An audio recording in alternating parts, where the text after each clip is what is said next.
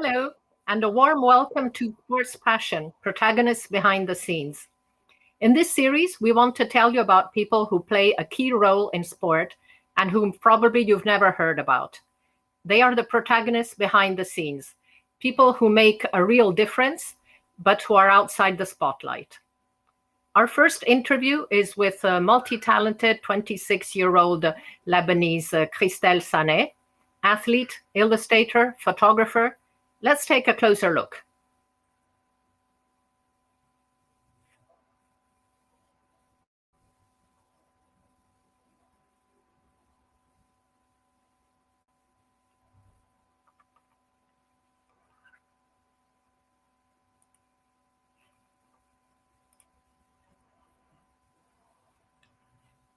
Welcome, CHRISTEL. I'm delighted to greet you on our series. Hi, Anna. Thank you. So, athlete, illustrator, journalist, photographer, so many different facets. Tell us how it all began. It started with a passion for sports, basically, and being an athlete, of course. So when I was 16, I decided to cover my sports because I saw that there is a lack of coverage in Lebanon, basically. So it started from being an athlete to starting into my journey into journalism.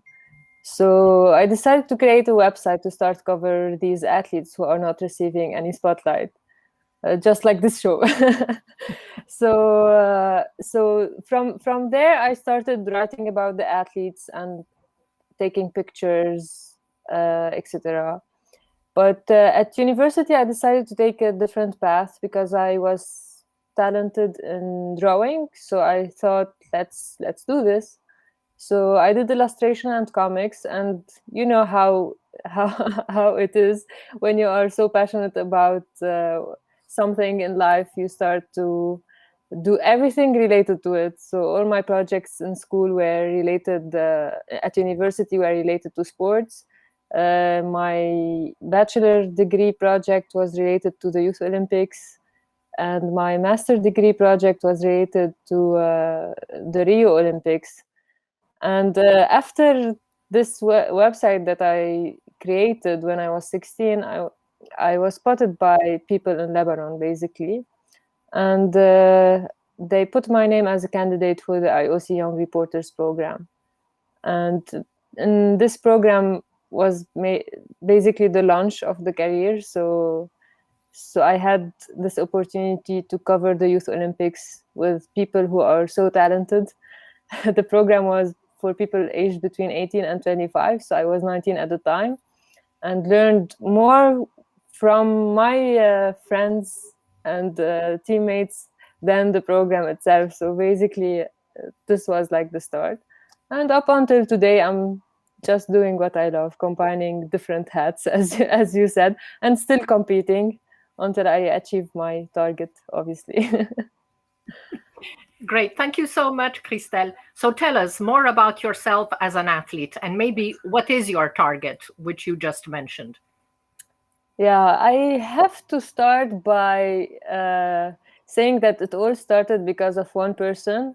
Her name is Arda Kalpaklian, and she is basically the first Lebanese woman to take part at the Olympic Games in Munich in 1972. So she was there in the 400 meters.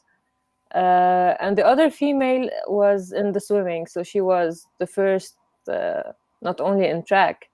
So when I was 7 years old, I was in school, and she saw a potential in me. Like, I was doing standing long jump, I did really well, and she took me to basketball. So it all started with basketball, and it's a very popular sport in Lebanon. So later on, when I grew up, I understood why she wanted me to play basketball and not track. So she eventually knew that I'm gonna shift later on to track. And because I was only 7, so she didn't want me to start that early in an individual sport. So she wanted me to play, and this is something that I keep even now. Like, playing is essential. Like, even the Olympic Games are called games. So yeah, I continued in school because school has also a track which is rare in Lebanon, basically. And that's how it all started. And my target now is to become the first Lebanese woman to jump 6 meters.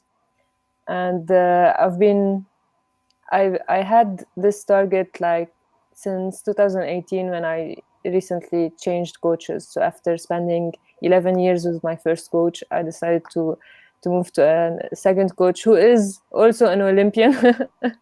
And he competed in Los Angeles in 1984 in long jump with Carl Lewis. So yeah. Wow. So I didn't know about your start in basketball, but probably a very wise decision on her part. However, she Yes. couldn't keep you away from athletics for a long time. You started setting Lebanese age records when you were 13, and you never really stopped. Yes, actually, when I was even 12. So yeah, it was very natural. I started with 60-meter sprints we used to do like when we were kids, and long jump. So long jump was always part of it. If you want, my only like deception, if we can say, is that or regret, is that I switched to hurdles after breaking the national record. So I was always breaking the age category records, and at some point I had like all the the category records, even the national record of Lebanon. But I don't. Since I was a kid, I don't really measure myself as being Lebanese, because it's like even winning titles is not a big deal, because there is a lack of competition here. That is something that played against me growing up. So I only had to compete against myself, and this is very challenging. It's easier to train like you are number 2 than train like you are number 1. So, and I am someone who likes competition, so it didn't really turn out well. No, it's true. Not having real competition in Lebanon must have been a little difficult. But I guess you overcame that by doing a lot of different events. You can competed in the heptathlon at one time. And if I'm not mistaken, you have like 10 national championships in your favorite event, the long jump, but also one high jump title, 5 triple jump, 2 shot put, and 1 javelin title. Unfortunately. Yeah, actually, the individual championship, which is the Lebanese championship, was the only opportunity for us to compete in more than 2 events plus the relays. So I was also part of the relays, even the 4x400 meters, which is a bad memory. Yeah, but so I used to take this opportunity to do the as much events as possible in the individual championship. And this is like only the phase when I did heptathlon, an event that I really enjoyed, and especially competing internationally, because we don't have heptathlon in Lebanon. I only did it once for the junior category, or the youth category, and that was it. So yeah, to spend 2 days with your teammates or opponents, but they end up being your friends at the end of the day, is something very special. So yeah, I really enjoy heptathlon. Maybe once I jump 6 meters, I'm gonna go back to doing heptathlon.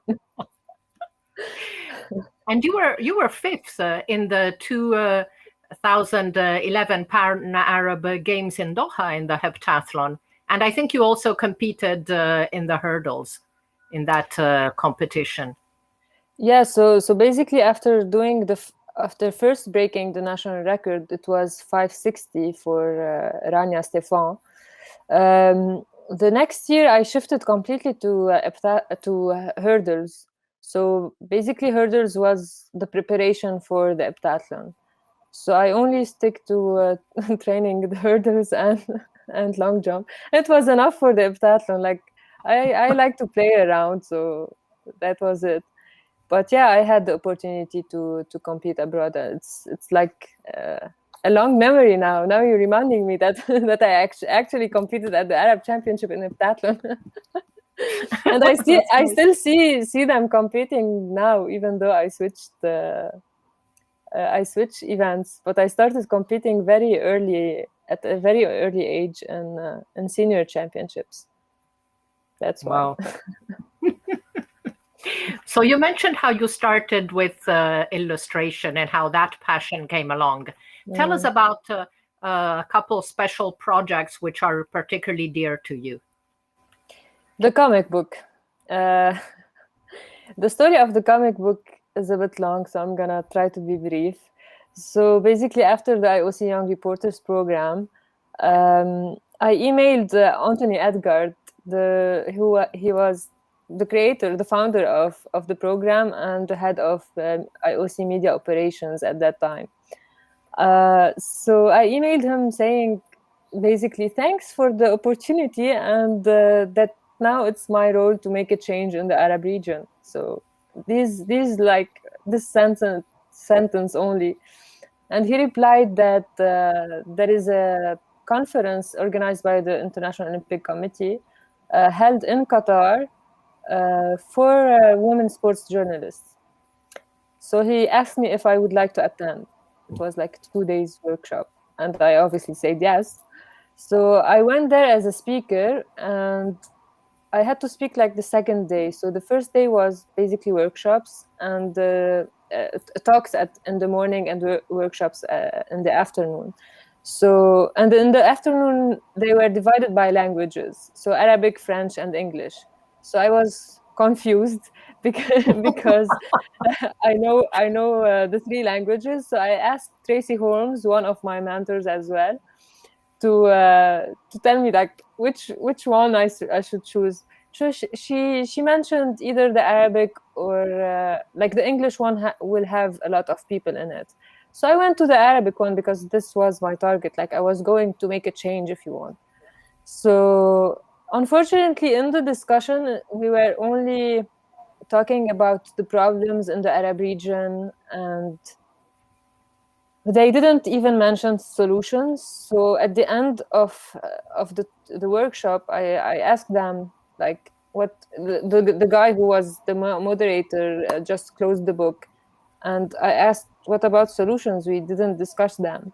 So unfortunately, there was a woman sitting next to me, and she did like that, and she was laughing, and she told me, there is no solutions. Where are you living? So this is reality. So I was really offended by what she said, and I was like trying to to discuss it. We have to come up with solutions. That's why we are here, and that's why this workshop took place in Qatar specifically. So honestly, I was really pissed by the answers, because it's not only her, and coming from a woman, it's like the entire 10 people who were inside. So the next day I had my speech, and I was supposed to talk about the IOC Young Reporters. So I started with it, and then shifted to the Arab region and pointing out what happened indirectly, saying that if you really wanna change, it's better not to really speak about it, but actually do, like act. And this was very triggering for them. So I had my speech, and I went to the workshop in the afternoon, and they were all waiting for me to explain to me that actually in the Arab region, that Lebanon is different. And yes, obviously Lebanon is different, but that there is a man who is, they call it Sahib al-Qarar, so the decision maker, and he should be a man. And I was arguing, and a woman was explaining to me this, Qatari journalist. So I was very calmly, I was telling her that a woman can also be a decision maker. So we had this argument, and obviously we came up with like 3 solutions that they are not even applicable now. But when I came back, I had my master's degree, and I had to do a comic book, and I decided to do it to target the Arab region, because we have athletes like Nawar Mutawakkil, for example, who paved the way for other athletes.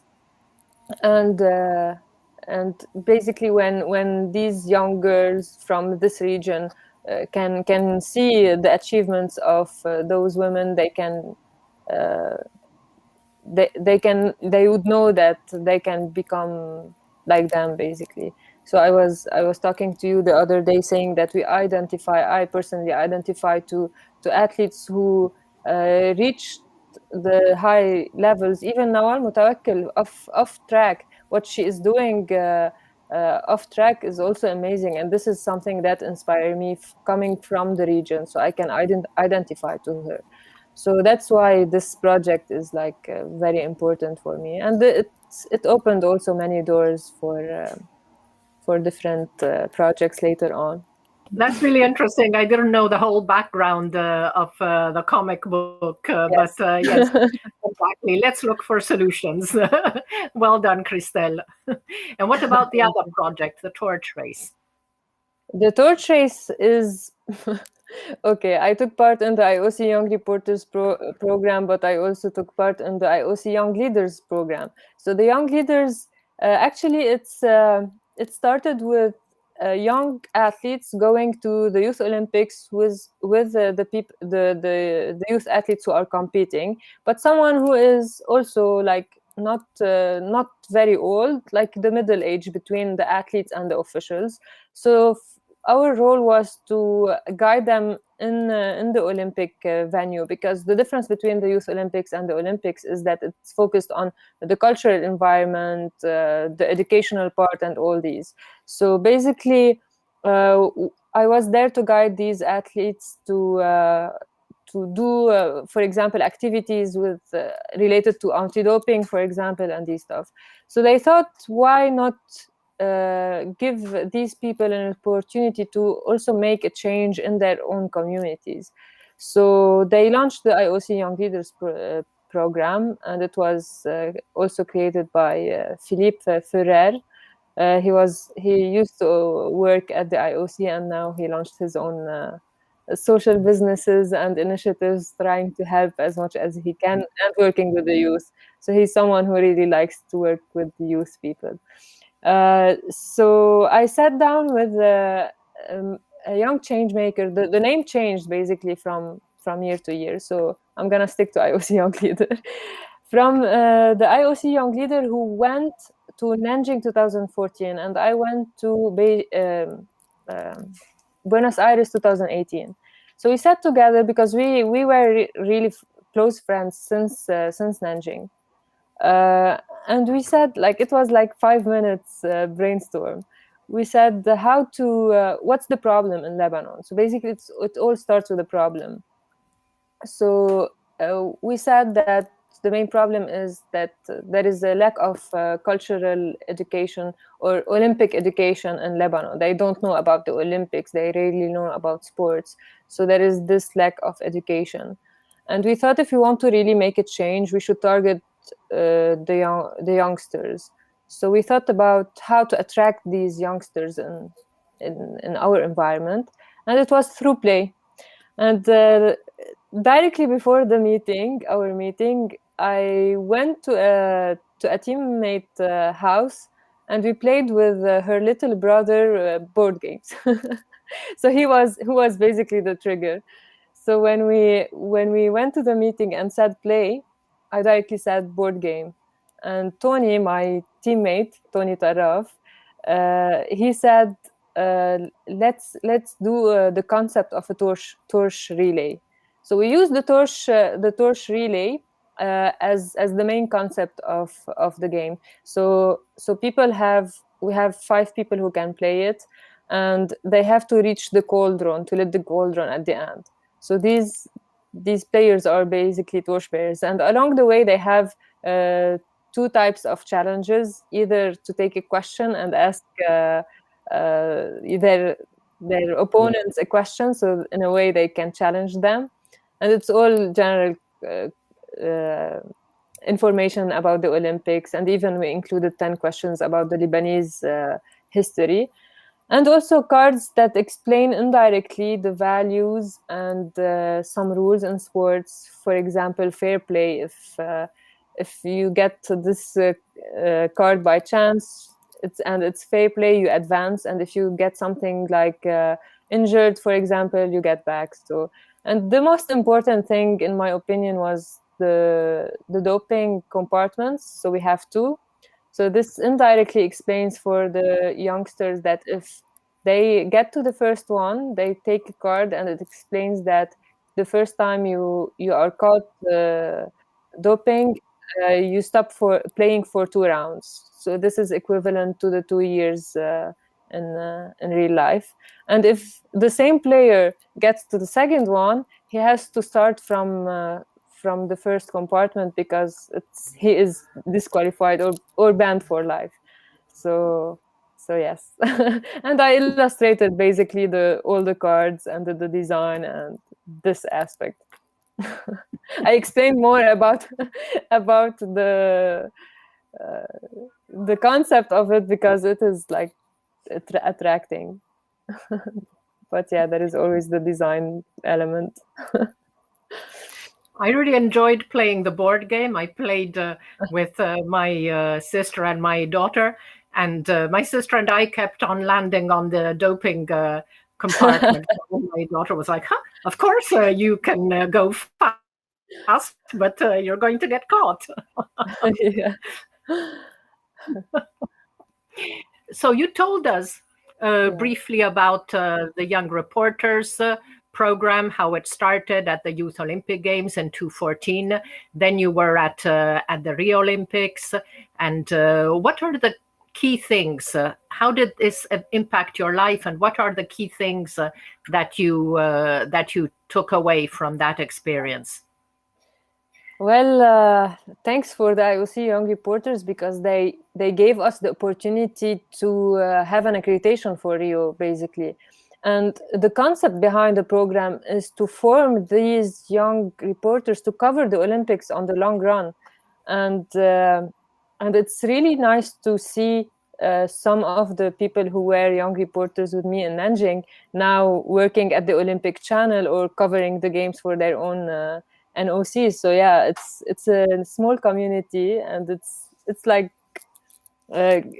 also having friends outside of competition. Like being an athlete, you go, and when you compete, you also have like this circle of friends. In journalism, it's the same thing. Like I remember in Nanjing, I said I had also an interview, and I said that we are as same as the athletes, because we have also a competition, we have friendships, and it is basically related to the Olympic values of excellence, friendship, and respect. So basically, you have to respect the other journalists as well, and it's like the same environment, but you're not competing on the field but behind the scenes. But the main thing is basically seeing the difference between the Olympics and the Youth Olympics, because the Olympics are huge. You learn a lot just by seeing others what they are doing. It was a good experience because I was on my own, trying to navigate this huge thing in Rio. And I went there to support basically the Lebanese athletes, because they don't really get the coverage they deserve. They also supported my National Olympic Committee with photography. So I had my camera, so I was doing videos, I was doing photography, I was doing social media and writing, so the combination of both. So yeah. Right. I was going to ask you, when did photography come into the picture? Honestly, it started. I had a photography class at my university, but I never really took it very seriously. Like even while covering for my page, Track and Field Society, I was always posting pictures, but I never really took it seriously until I met you, Anna, basically. So when you invited me to the World Championship, I think this was the moment that I realized that I have some talent in photography, and getting basically the feedback from other photographers like Jeff Cohen, for example, or Nick Didlik. Nick Didlik was my mentor in Nanjing, and I saw him at the World Championship. And actually, it was like his feedback was very, very motivating to continue. So yeah, I used to do everything, but I like the visual aspect. Being an illustrator, I understand how photography works basically, because you have the composition and all these. So this is one of the pictures you took at the World Championships in Doha. Tell us a little about it.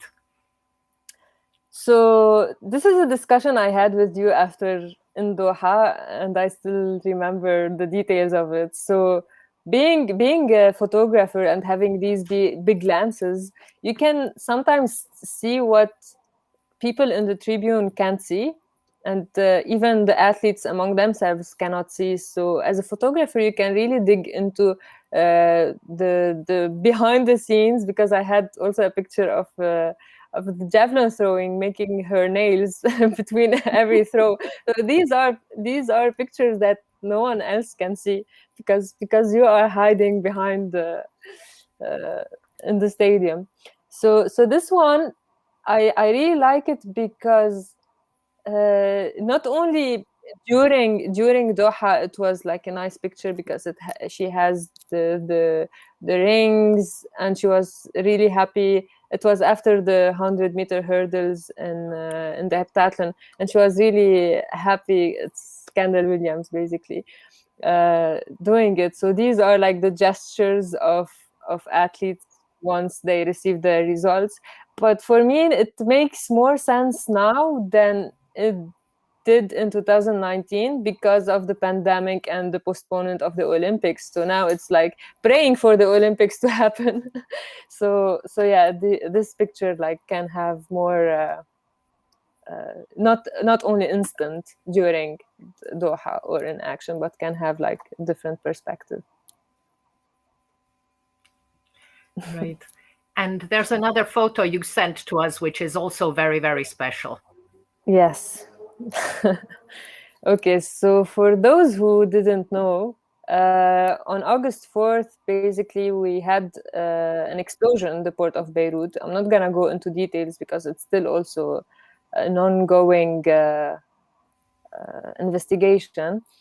This photo is basically just like, if you see the silos, the explosion happened just in front of it. And in 2019, we had the women's race organized by Beirut Marathon Association. And they decided for the first time to do it in the port. So I had the opportunity to shoot in the port of Beirut, and doing a race recently now, like this was like a month ago. It was like dedicated for the victims.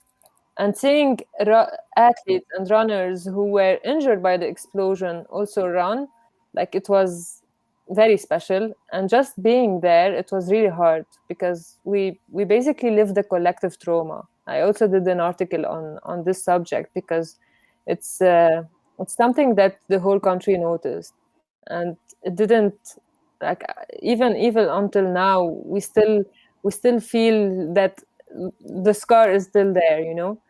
So just standing there, it was a very, very mixed feeling. I was at the same time very sad because of what happened and the picture, but at the same time it was nice seeing life into the picture. So for me, this is a combination of life and death.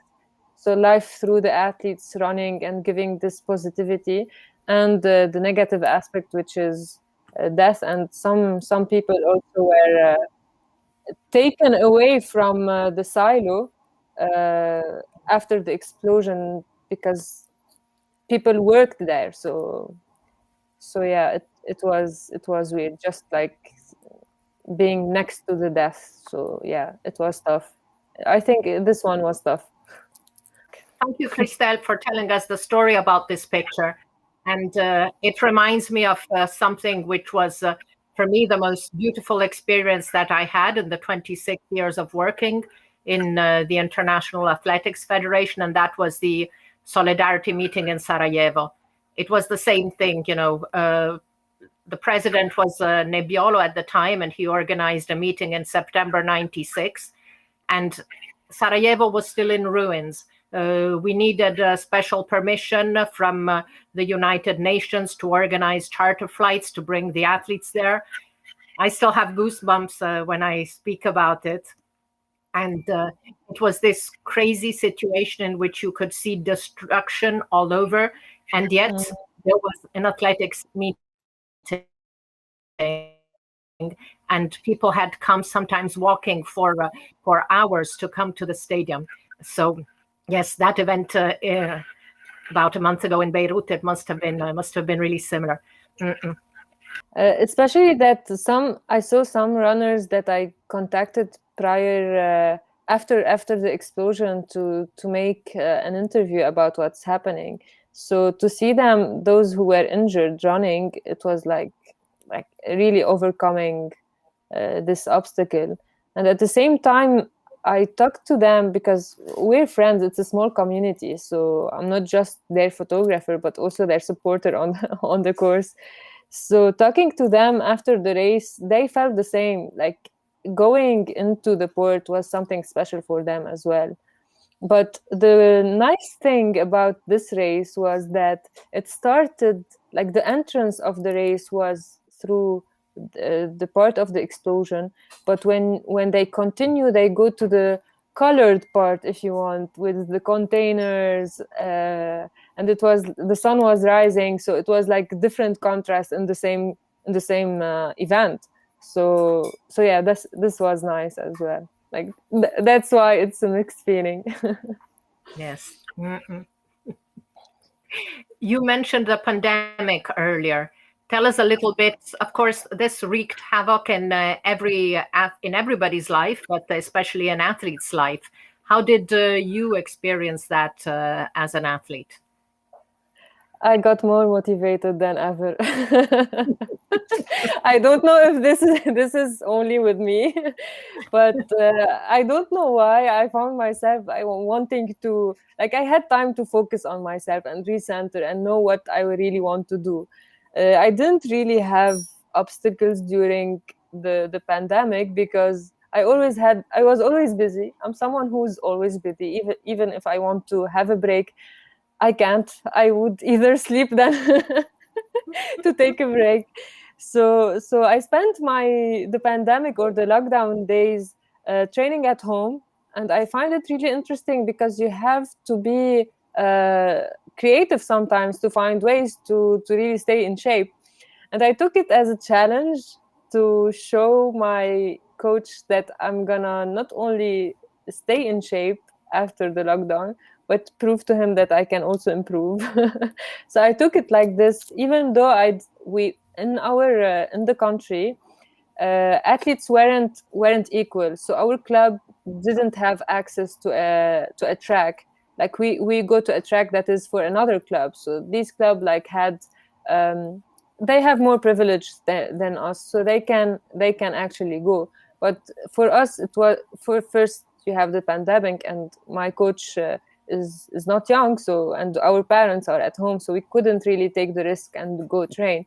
So what we did is train around the house or inside the house. And in Lebanon, it's basically everywhere you have hills. So I spent my days on the hills or jumping on stairs. But I really enjoyed this time. Like, it wasn't really a bad time for me.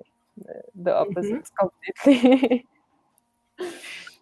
It's interesting what you said about extra motivation, because last year there were very few competitions, but usually with very good results.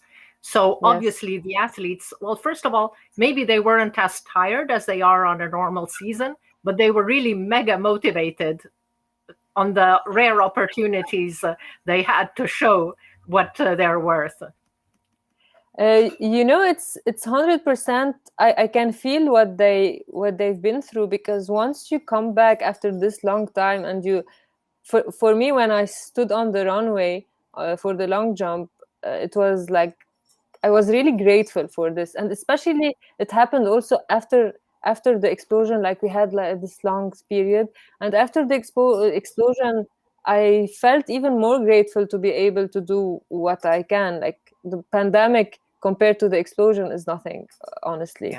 like we went through these two at the same time, plus the economic crisis. So it's not only the pandemic like the rest of the world, and it's heavy on us, especially my age. You have to really consider for later on your future, and you cannot do it in a very unstable country. So after the explosion, actually, I lost my motivation completely. So because I felt that, why am I supposed to train? I'm supposed to help people. So basically, a week after the explosion, I didn't train at all. I was busy supporting people in the area of the explosion, and then life started to continue later on. Yeah, so ups and downs. but I really understand what they've been through, because you when once you come back, you say that maybe we're going to lock down next, so I have to give my best now. So, Yeah. yeah. Mm-mm. So as you said, you're somebody who never keeps still, and you're somebody who likes to help people. So not only the work you were doing with the group after the explosion to help families in need, but before that, in the first lockdown, you had also organized a series of seminars. Tell us about that. You remember more than I do. Yeah, so we had to keep athletes busy. So I had my page, Track and Field Society, and usually I cover events. So it was the trend of organizing live sessions. So what I did is do different sessions for athletes. So first I started with psychology, because it was very important, especially with mental health and all these going with the pandemic. So we did two sessions on psychology, one of dual career, because at the same time we had, as I mentioned before, we had the economic crisis. So for athletes, you have at some point the choice: should I work or should I train, and which one is a priority? So it's like for me, 2019, I guess. No, 2020 was supposed to be my year. I quit my work. I decided to only focus on freelance work and give everything. And basically, it ended up with lockdown and COVID. So I had like this 1 year to give myself the chance to really focus on training, but I cannot afford to do it for the coming year. So now I have to manage my time. So yeah, it wasn't easy. So the dual career session was for them actually to know what to do next. We also had the gym session, a training session, injury prevention. So yeah, with the community basically. So we had a doctor who's a 800-meter runner. My coach was also there. Tony, we did the torch relay together. He works also with Athletes 365, so he also gave like this session.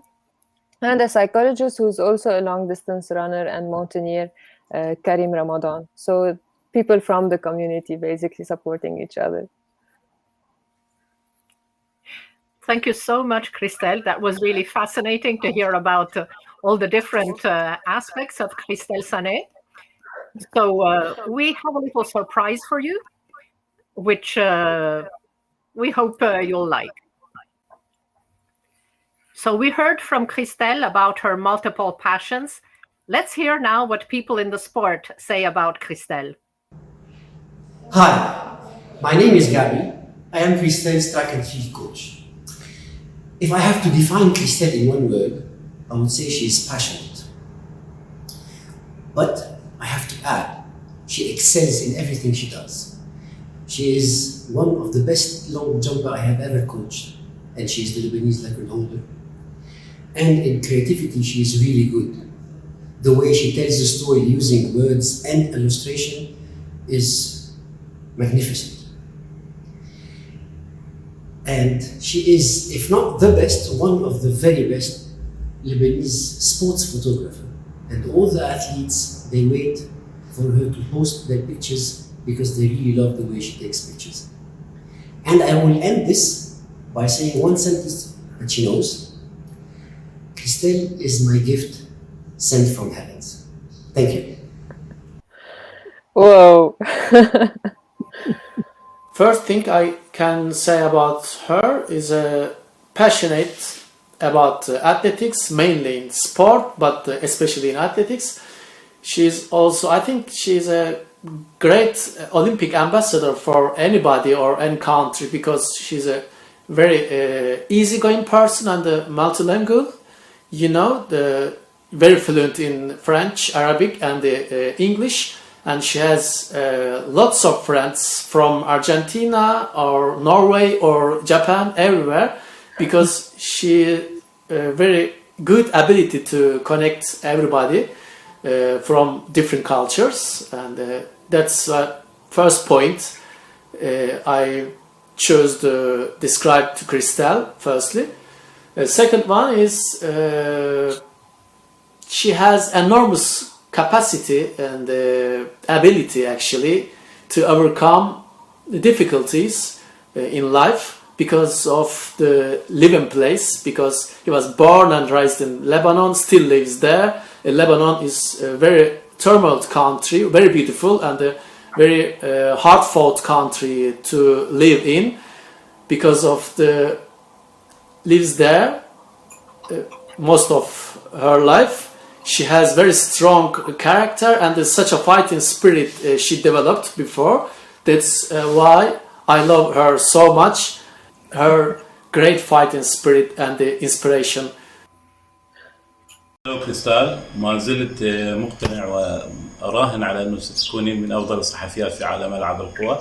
نصيحتي أنه تتابعين نصائح اللي سبقونا في تجربة إعلام ألعاب القوى. حظ موفق إن شاء الله. مرحبا كريستيل. يمكن احنا بنعرف بعض من زمان، بس أول مرة يمكن تعرفنا على بعض وشتي كان بال 2017 بلبنان. كتير كنت محظوظ بأنه أنا أتعرف عليكي.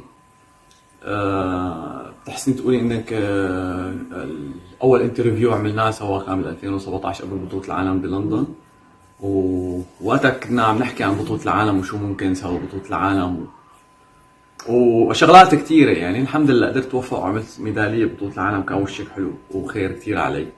هي أول نقطة. النقطة الثانية بطولة آسيا كمان بالدوحة ب 2019 كمان كنتي موجودة وعملت الانترفيو معي كمان أول شيء خير علي. بالمجمل كريستيل أنت يعني إنسانة كتير رائعة. شغفك وحبك لألعاب القوى يعني هو اللي خلاكي تصل لمستويات عالية وتقدري تقدمي، يعني إنك تكوني بين اللاعبة والصحفية مثل ما يقال. أنت أحسن يعني هلا بحسن نقول بلبنان أحسن جورناليست بالنسبة للاتحاد اللبناني لألعاب القوى ولا الاتحاد الآسيوي والاتحاد الدولي حتى واللجنة الأولمبية الدولية. بفتخر إنه أنت يعني من بلد لبنان، يعني البلد سوريا ولبنان بلد واحد. يعني بفتخر إنه حدا قدر يوصل للشيء اللي أنت عم تعمليه، وهذا طبعا شرف كتير كبير لنا جميعا للبنان بشكل عام. على كل أحوال شو ما حكيت وشو ما قلت لك بجوز ما أوفيك حقك بشكل عام.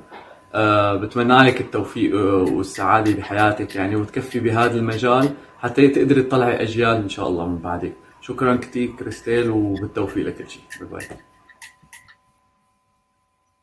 Whoa. Anna, I have no words. What did you just do? Wow. I'm glad you enjoyed our little surprise. I know that these 4 people are special for Very, you. So very, very. I didn't expect it. So hearing what people in the sport think about CHRISTEL, I think is very important. It brings an even bigger dimension to the multi-talented young lady that we've just heard about. And I really hope that CHRISTEL will soon be hosting her own series of programs. So hopefully she'll join us as a presenter and watch this space. Thank you, Anna. And I would like to add something that not everyone knows, but those people actually know that I need to thank you first because you gave me the opportunity to really show these skills on the international level. And honestly, at the Asian Championship in Doha in 2019, now 2020 doesn't exist so last year. In 2019, it was the first time that someone tells me that I like your writing style, because growing up, I'm French educated, so I have difficulties in English, and I always received criticism, actually. And you were the first person to actually compliment me, and coming from you, it was very inspiring. So, and also for the opportunity for the World Championship, because I know without you spotting me, I wouldn't be able to work with World Athletics now and illustrate articles and even be on this show right now. And I really, really like our friendship because it's not on the professional level. And thank you so much for this and for inspiring me to become like you one day. Thank you, Christelle. I think we all should thank Maitem, because it's thanks to him who came to see you at the Arab Championships, which were held like 2 or 3 weeks before the Asian Championships, and told you about the Media Development Project, told you to encourage the Federation to send you. So it's thanks to Maitem that we all know about you. And what I really loved about your bios is that it brings out the personality. It makes them real people. And it's this capacity to tell stories, which is really important in journalism, and especially in the kind of thing that both you and I want to do. So there we go. Thank you very, very much. Again, congratulations. Keep up the great job on all fronts. And if you want to contact CHRISTEL, the best thing is her website. And you can reach CHRISTEL from there. And hopefully see you again soon on Sports Passion. Thank you. Thank you, Anna.